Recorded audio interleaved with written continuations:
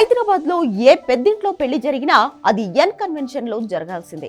ఏ celebrity function జరిగినా దాని care of address N convention ఉండాల్సిందే. దాదాపు 10 ఏళ్ల నుంచి హైదరాబాద్ లో వెలుగు వెలిగిన ఎన్ కన్వెన్షన్ ను గంటల వ్యవధిలో నేలమట్టం చేశారు హైడ్రా అధికారులు.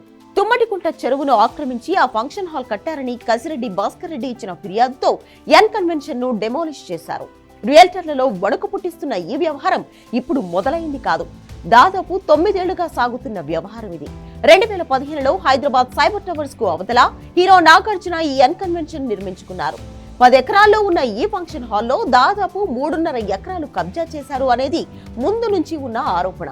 ఇందులో 1 ఎకరా 12 సెంట్లు ఎఫ్టీఎల్, మరో 2 ఎకరాలు buffer zone. Revanth Reddy TDP ఎమ్మెల్యేగా ఉన్న సమయంలో కూడా అసెంబ్లీలో ఈ ఎన్ కన్వెన్షన్ గురించి ఆరోపణలు చేశారు. కానీ అధికారులు నోటీసులు ఇవ్వడం, వాటితో పాటే కోర్టు స్టే ఇవ్వడం, ఇదే వ్యవహారం 10 ఏళ్లుగా ఎన్ కన్వెన్షన్ విషయంలో జరుగుతూ వచ్చింది. కానీ ఇప్పుడు హైడ్రా రంగంలోకి దిగిన తర్వాత ఆ చెరువు ఆక్రమణలో ఉన్న నిర్మాణాలు నేలమట్టమయ్యాయి.